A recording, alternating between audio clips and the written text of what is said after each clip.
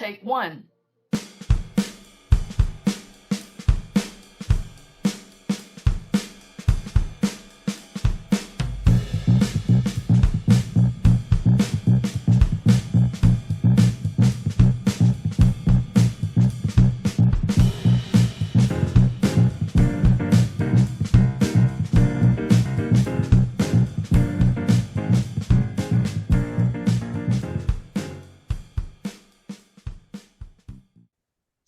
Hello, everyone, and welcome to the I.F.A.T.S channel, where the music lives on. With me today on the show is Mr. Peter Ivan Armstrong.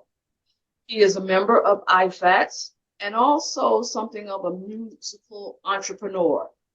I am Pamela Williams Lacey, your host, better known as Pamela D. Hi, Peter. How are you? I'm doing well. How are you? I'm good, and welcome to Where the Music Lives On, the new channel for I.F.A.T.S on YouTube. Thank you. Thank you for inviting me. It's really an honor. You're welcome, and it's so great to have you here too. You know, Peter, me myself, I've known you for quite some time through the advent of Facebook and our page, I.F.A.T.S. I forgot about that song. Can you tell me a little bit about yourself aside from what we know already, probably on that web page? Well, I'm from New Orleans. I grew up in New Orleans, and New Orleans is known for food, but it's also known for music. So I've always had a very strong musical influence. Growing up in the city where we also have Fats Domino and Irma Thomas and Lee Dorsey and the Meters and lots of other legends of music. But I also got a lot of influence from my family. My mother was into gospel and classical music. My dad was into jazz and blues, and my two older brothers were into Motown and Stax and Atlantic Records, all of the R&B stars on those labels. And of course, I listened to a lot of the local radio stations in New Orleans. So by the time I got out of high school and into college, I had a pretty strong foundation in music, but also was beginning to build a very strong record collection that I've continued to build for most of my life. I probably have now around 10,000 vinyl records, about, maybe 2 or 3,000 CDs, and probably about 1,500 MP3s that are part of my collection.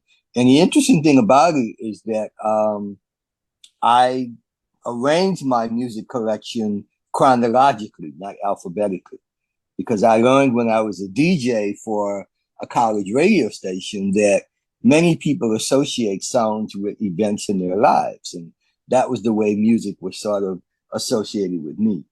And that was the inspiration for me doing something that I really enjoy doing with I.F.A.T.S, which is what I call my golden music memories, where I post songs from 50 years ago. And I'm having a lot of fun right now posting music from the spring of 1974. I see. So that golden memory, uh is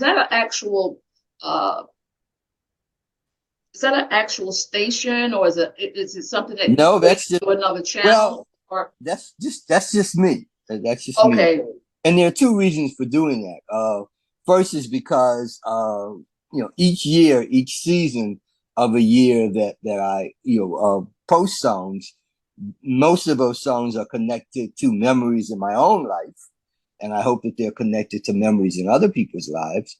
But the other thing is, I recognized very soon after I got into I.F.A.T.S that there were lots of people there, who had a lot deeper and stronger memory and knowledge of music than I did, and that I could learn a lot from them. And I'm not going to name any of them because I don't want to miss anybody, but there are perfectly fine. probably over a dozen folks who I really look up to in terms of how much more they know about music than I do. So that was a way to kind of distinguish myself from them, from their expertise and their knowledge, and to be able to bring something to the I.F.A.T.S forum that I thought no one else could do. The other thing is that I kind of took that on to a challenge. Some of the Sunday themes really kind of pick my brain in terms of trying to find some music from that particular season of that particular year.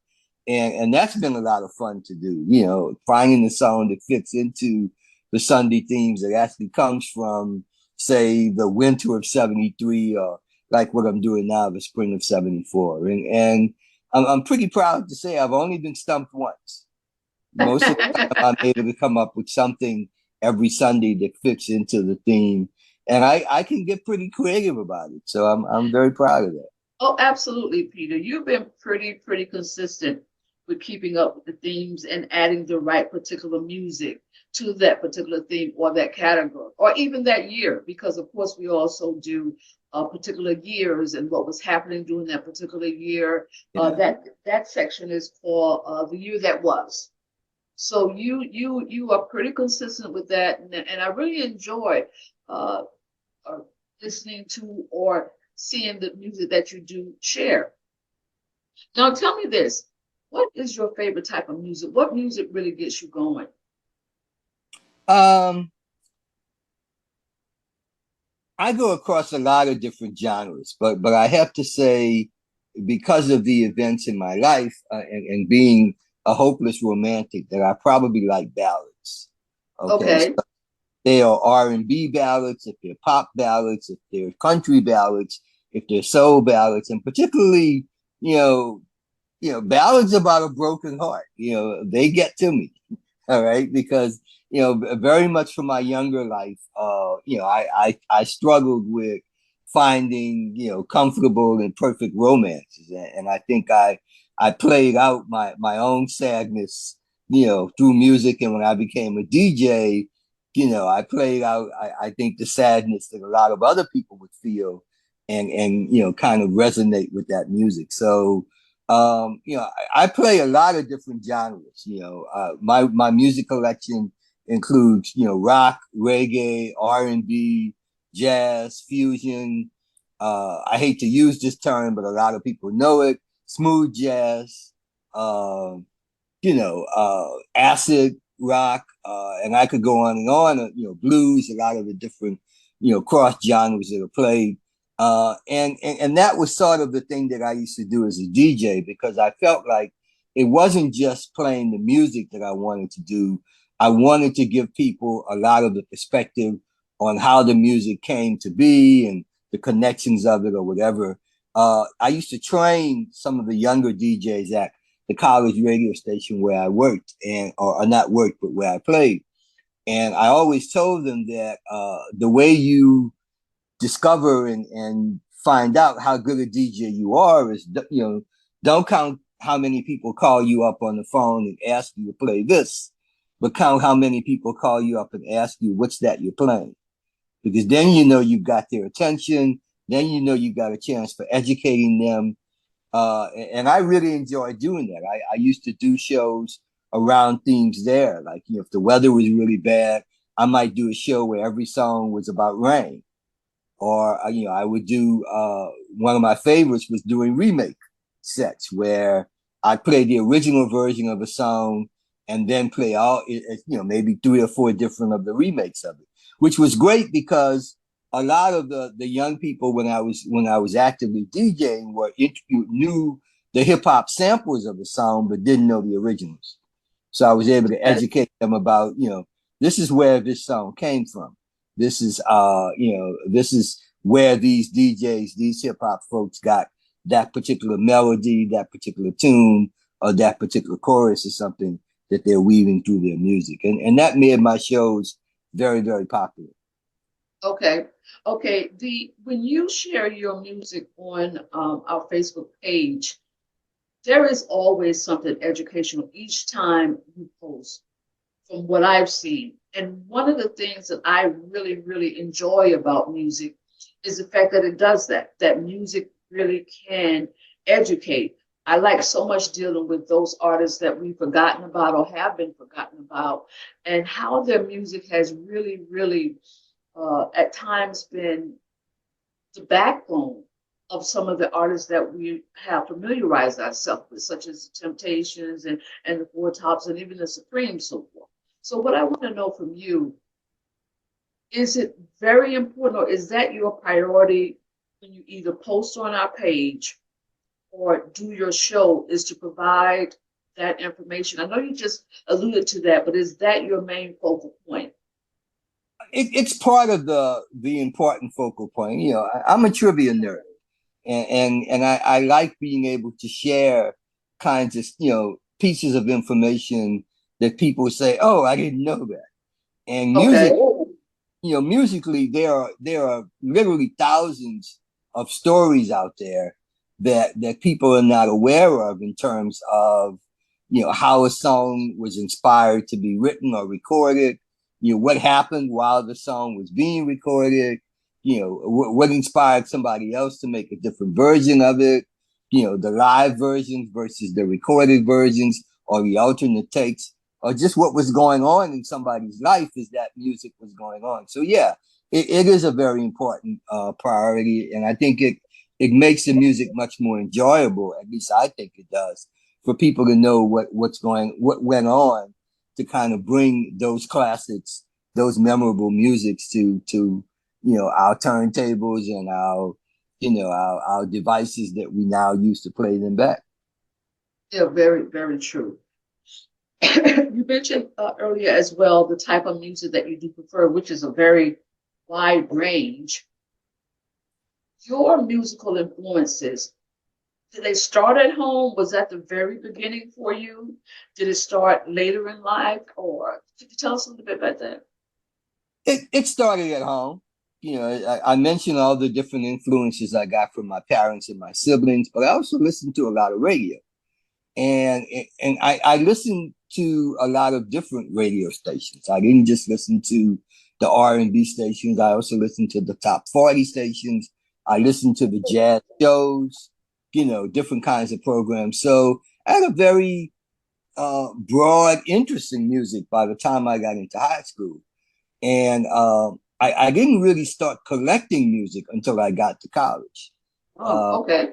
and the very first album that I bought was in 1973 by the Shy Lights, A Letter to Myself. And, Uh-huh. and by the time that was at the end of my freshman year of college. By the end of my sophomore year in college, I'd already acquired almost about 300 or 400 records, 300 or 400 albums. And that was because I was a student in Boston, and record stores were a very big deal then. You also had a lot of college students who would buy records and then resell them on the streets on college campuses. So it didn't take a very and this was 50 years ago, so records were fairly cheap. You could buy a brand new record Absolutely. album for about $2.99.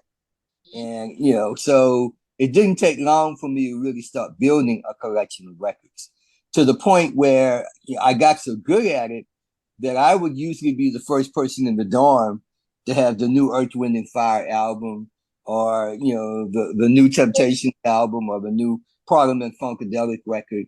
And some of my friends who were DJs at the college radio station wanted to be able to have the distinction of being able to drop that album for the first time on the air. So they would invite me down to the station to borrow my albums, and to make sure I got them back, I go with them. You know, Yeah. so That's safe. That's safe. so Very yeah, safe so bet. so even though I didn't have a radio license, I spent a lot of time at the radio station, and then ultimately, when I went back as a graduate student, I did go through the training to get my radio operator's license, and pretty soon had my own radio show, and all of those songs were able to come back and re-educate entire generations of new generations of listeners. And it was always fun, for someone to call me up and say, I bet you don't know this record, or I bet you don't know this song. And then, 2 minutes later, I put it on the turntable, and the phone would light up, and that person would call back screaming and say, you're the only person who knows that song besides me. And, that was the fun. That was part of the fun of being able to do that. And I Yeah. and I try to do that with I.F.A.T.S, but quite honestly, there are a lot of people as part of the group who have a deeper knowledge of old dusties than I do.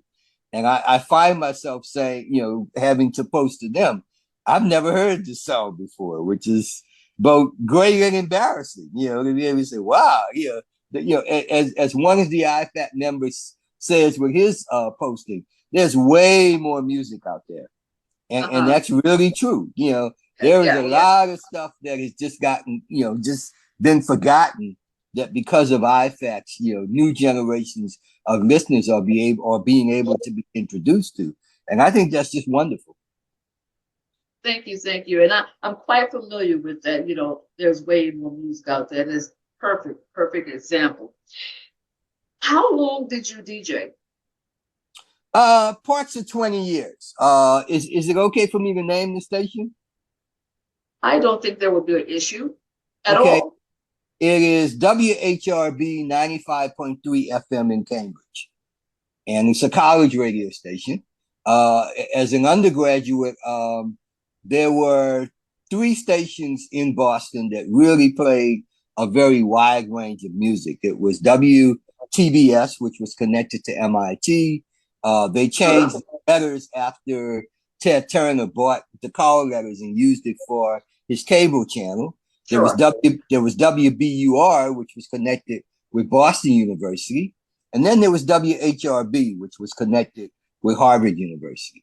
And, in the 70s, if you really wanted to hear album oriented music, you had to listen to the college stations because the Okay, regular stations only played top 40 and, the top 40 countdown kinds of things. If you wanted to hear some really deep stuff, the stuff that didn't get played on the Billboard Top 100. You had to listen to the college stations, and you had to listen to them late at night when they did their Quiet Storm shows and their long jazz sets and stuff. And yes, that yes. was the thing that really got me into it as well.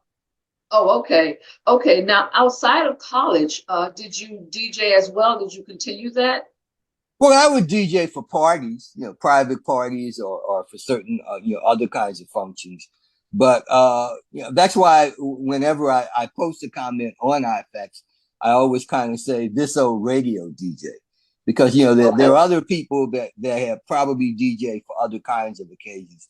Maybe once or twice I may have DJ for a wedding or something like that. But primarily my broadcast experience was through the radio Okay.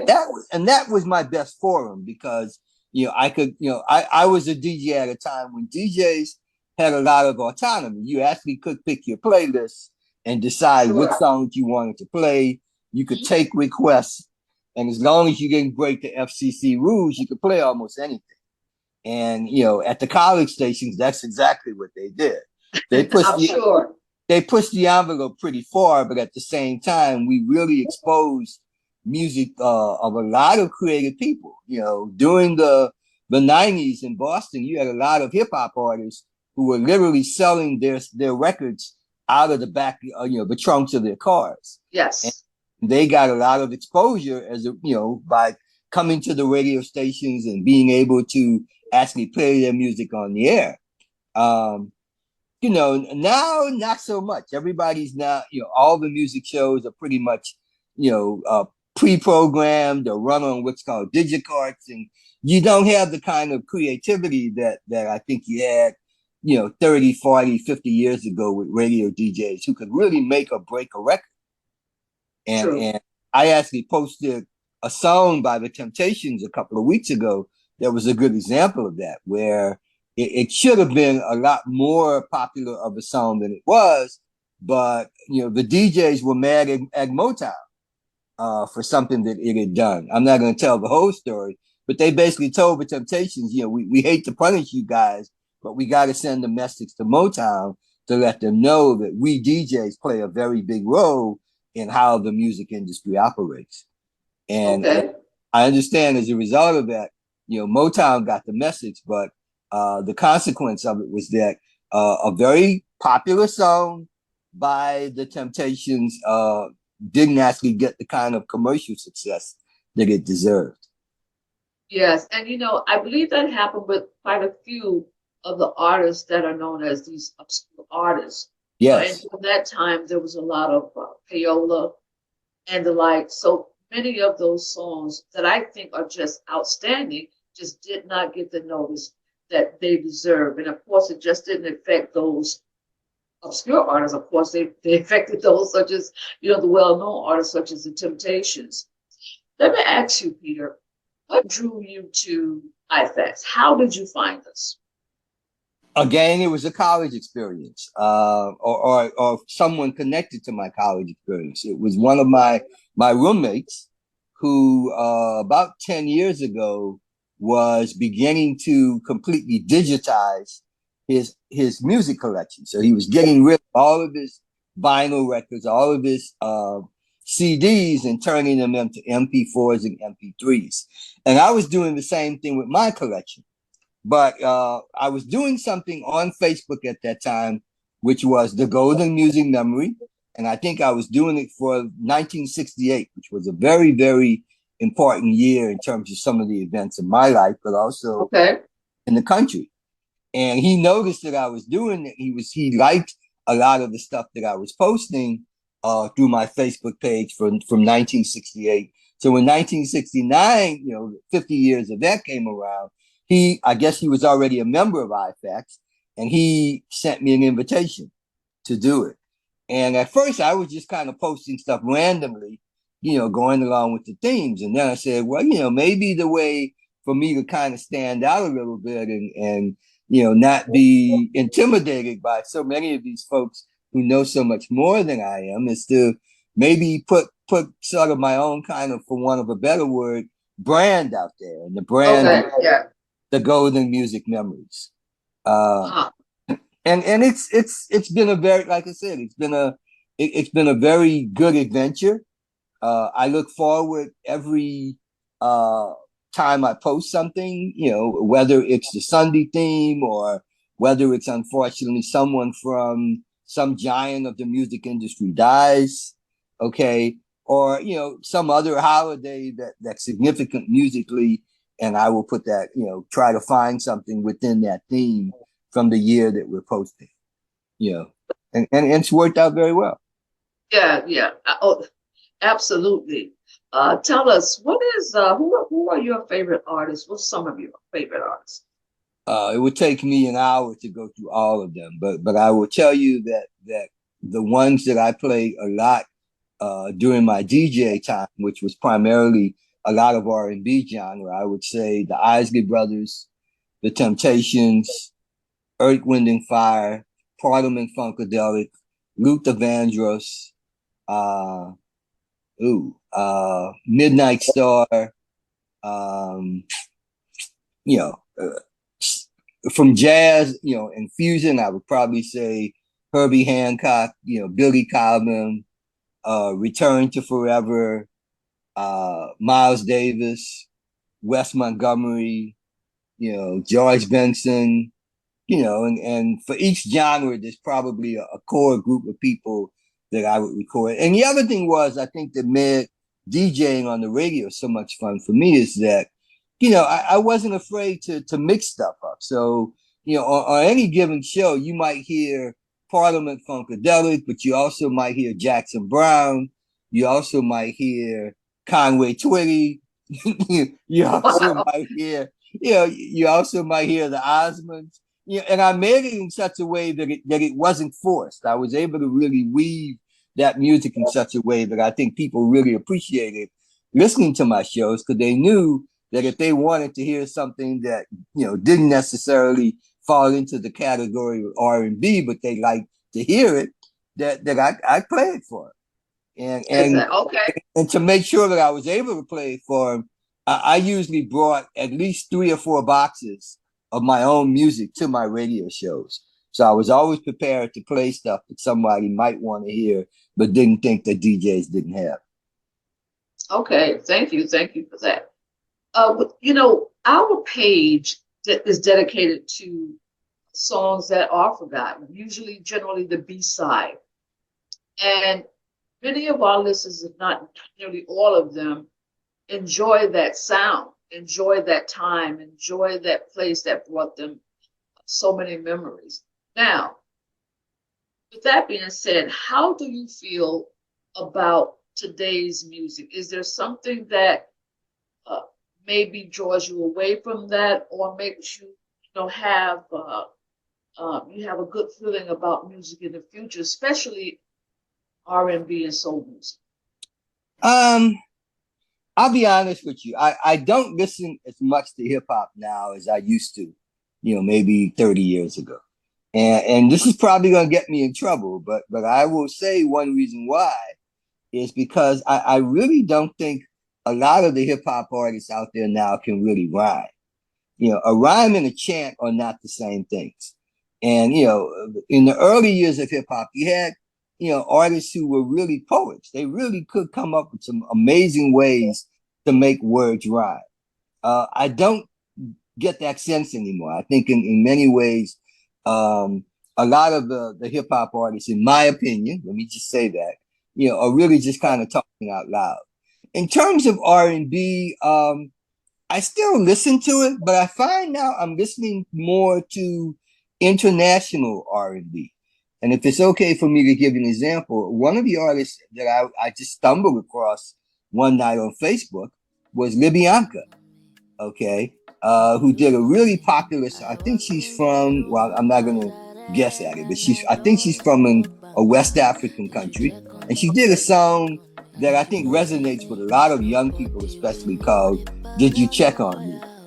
And it's basically about how she's going through some changes in her life and she wonders why her friends aren't calling to see if she's okay. But the lyrics are very searing, but the music has a very, very strong R&B as well as African feel to it. So I still listen to a lot of new music. I'm still open to a lot of new music, particularly instrumentals. Again, I hate to call it smooth jazz. I wish they'd come up with a different word.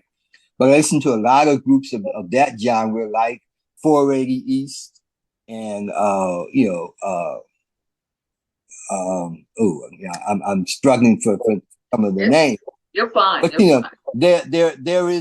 there's a station here in Atlanta where I currently live that actually plays a lot of jazz, and it's a mixture of traditional jazz as well as smooth jazz. And I get a lot of the music from them through for that particular genre. So I'm still educating myself about music, but I have to say if I were given an opportunity to DJ again here in Atlanta, I think my focus would still be to bring attention to a lot of the music that's been forgotten, that people just, and that includes a lot of B-sides. One of my favorite songs, because a lot of memories connected to my freshman year of college, is I'll Be Around by the Spinners, which started out as the B-side to that record. The A-side was How Could I Let You Get Away? And Correct. the DJs flipped it over and said, "Oh, we like this one better." And it Yeah. became their first number one song for Atlantic Records after they left Motown. The interesting thing about it is that there have been a number of great covers of that song, and there's a version of it now by Hall and Oates that I really like to play when I'm at home just chilling out with my own music. So good songs get remade over and over again. And I think it's important to educate the listening public, especially the younger listening public, that, yeah, you like this song, but that's not the original version. In fact, the original version goes back 20, 30, 40, sometimes more than 50 years ago. And you ought to listen to what it sounded like when it was first recorded. And that's what I try to do also through the stories that I attach to the music that I post on I.F.A.T.S. Correct. Correct. You made a very, very good point about that. That good music is remade and made over and over again. And it's hard to do that with songs that maybe only have a shelf life of a couple of weeks or so. But Yeah. one of these songs that I particularly did not know was a remake, and this was some years ago that I found out, but yet it is still the same, was Tainted Love. I thought that was a brand new song by this group.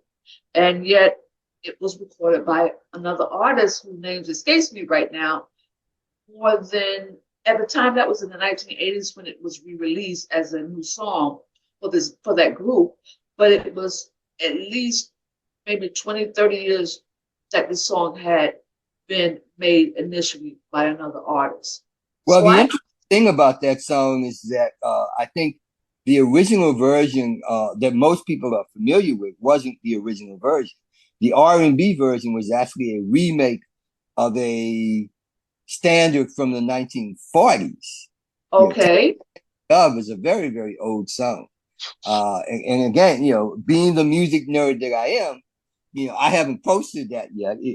I don't think either of those versions or the version you're thinking of will probably become a golden music memory for a few more years. But once it does, I will probably post the whole story behind that as to who originally wrote it and recorded it and how many times it's been remade, because it's been so remade about 4 or 5 times. back up a little bit there, brother Peter. Back up. Now, this is something that definitely needs to be clearly explained to me and our viewing public.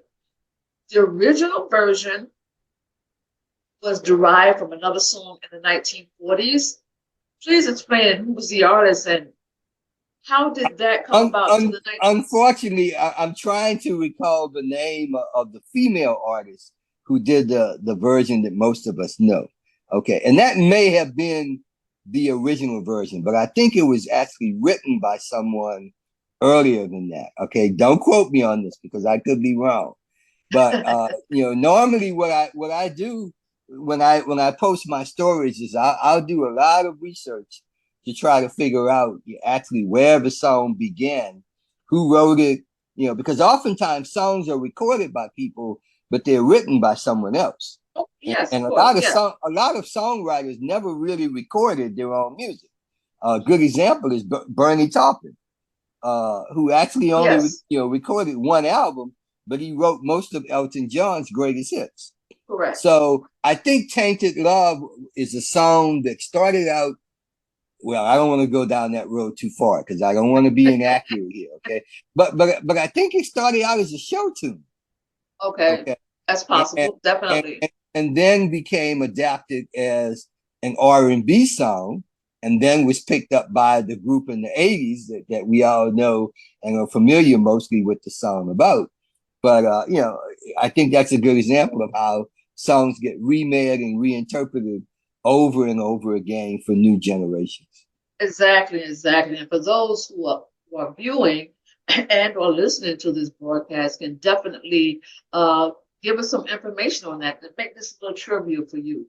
Who was that original singer, writer, or the performer for that particular song during the Yeah, 1940s? Thank you very much. So we'll probably get an answer on that. We will yeah, probably and get if and if it's wrong, I will admit on That's our quite all facts right. That's that I quite all got it right, wrong. Peter. That I got it wrong. But I wouldn't be surprised to find out that the female black singer who actually I think had the first recorded version of it was not actually the first written version of the song.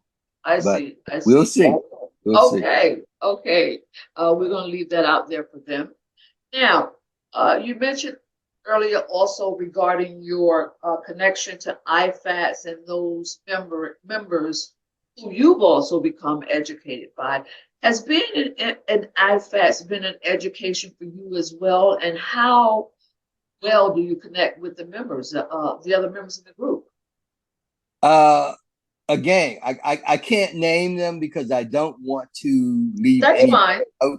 That's fine. But there is sort of a working group of people who I really admire, not only for their knowledge of music in terms of some really old songs, particularly from the 40s and 50s, but also just knowing some really obscure B-sides, knowing some really obscure groups, okay. And most of them, if you go to I.F.A.T.S on Sundays, they tend to be the most frequent posters, so I'll just say, give a shout out to all of my I.F.A.T colleagues who I see on, who I see every Sunday, and who I often have to post in, and as a joke, and say, you beat me to it, okay. But they all know who they are. We all know who each other are, and I think we're constantly encouraging each other and saluting each other for the music that we post. Some of them, like me, are former DJs. Some of them are still DJs. Some of them are music collectors or music producers. You know, some of them are just, people who, are just great fans and, had the opportunity to build music collections that I would envy having as well. And we all get together on weekends or whenever there's a theme on I.F.A.T.S, and we're just constantly posting and pointing at each other and saying, okay, you got that one. Do you have this one? Okay, I got this one. Do you have that one? And it really is an education for me. I've learned a lot from them in terms of the music they know, and they encourage me a lot when I post something that they say, wow, I thought I was the only person who remembered that song. And I think that's the service that I.F.A.T really provides to the world, to really, keep all of that music alive for as many people as possible. Exactly. Thank you so much for that, Peter. And I also want to thank you for giving us your time, information, your knowledge, and sharing a little bit about yourself that I certainly was not aware of, and I find it so redeeming in you, and I want to thank you for that. However, let me ask you before we go. I want to know if there is one song, if you had the opportunity or given that chance to just listen to one particular song, what would that song be? Oh, that's easy. Up on the Roof by the Drifters. That's always been my favorite song. Okay. Wow. And there are probably a dozen stories of my life that are connected to that particular song, but it's always the lyrics, the sentiment, the melody. It's always been, my favorite song. I've already told members of my family that that's one of the songs I want played at my funeral. It's on my iTunes playlist, and if there are ever themes of certain songs that it falls into for the Sunday theme category, I always make sure that I post that. It's definitely my favorite song. All right, Peter. Peter, it was so good uh, seeing you, and it's so good having you here on our show. And I hope we get another opportunity in the future to be able to rap to you. Thank For you those very out there, thank you, and we hope you will enjoy this particular episode of Where the Music Lives On. My name is Pamela D, and I want to thank you. Thank you for joining us. Peter, take care. much. Okay, thank you. Take one.